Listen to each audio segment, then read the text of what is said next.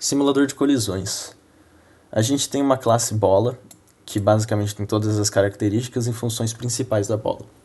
A gente tem o raio da bola, que é um número aleatório entre 8 e 16. A gente tem a massa da bola, que é baseada no tamanho, né, na área da bola e uma densidade, que eu deixei como a densidade da madeira, como exemplo. A gente tem a velocidade em x e a velocidade em y, que são dois números entre -2 e 2. São números aleatórios. A cor é aleatória de cada bola. A gente tem uma função draw, que faz o desenho de cada círculo na tela.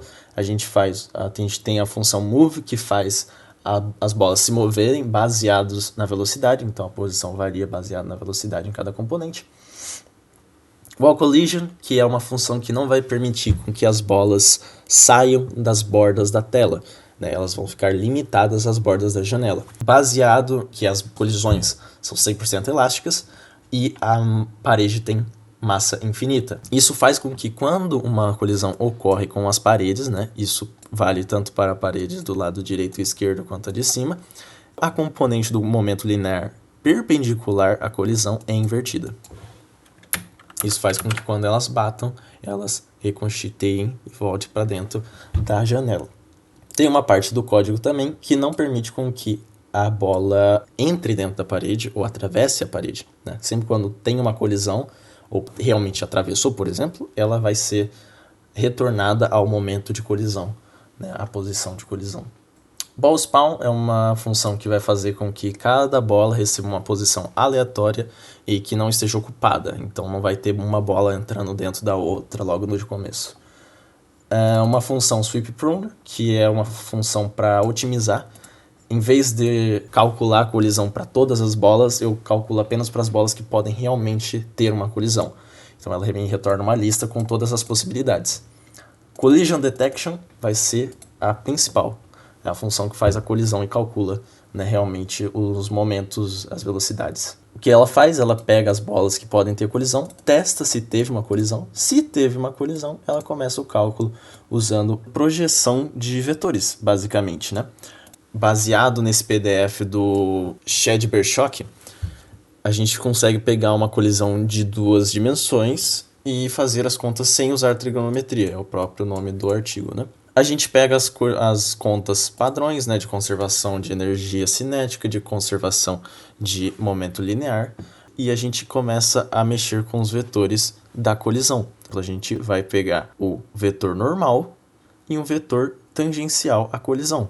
O vetor normal sendo o vetor onde está ocorrendo a colisão e o tangencial, um vetor no ponto tangente da colisão. Fazendo esses vetores unitários da componente normal e da componente tangencial, a gente tem como calcular as velocidades finais baseados numa colisão de uma dimensão só, baseado numa equação de uma colisão só. Fazendo essa conta, a gente consegue uma velocidade escalar, né, para as velocidades finais das duas partículas. Assim, a gente pode depois, né, projetar de volta nos vetores normais e tangenciais, tendo assim a velocidade final de cada uma das bolas. Assim, depois de ter todo esse cálculo, se uma bola estiver ainda dentro, né, uma da outra, se por acaso a velocidade estava muito alta e acabaram que no frame de colisão elas entraram um pouco, elas voltam exatamente no momento em que teve a colisão. Update Collisions é uma função que imprime na tela quantas colisões teve até o momento. Update FPS é uma função que imprime quantos frames por segundo teve até o momento. Update Kinetics atualiza qual que é a energia total cinética do sistema. Update Momentum mostra o total de momento linear em x e y. E aqui a gente chama todas as funções e organiza de maneira com que funcione. Rodando o código, a gente vai ter a função, a simulação que funciona com até 500 bolas. Aqui a gente vê as colisões que estão acontecendo. Aqui a gente vê o FPS, a quantidade de energia cinética e o momento linear, que fica variando devido às paredes, né? As paredes elas contam com uma força externa que influencia no sistema. Só que mesmo assim né, elas variam aqui entre, próximo de zero.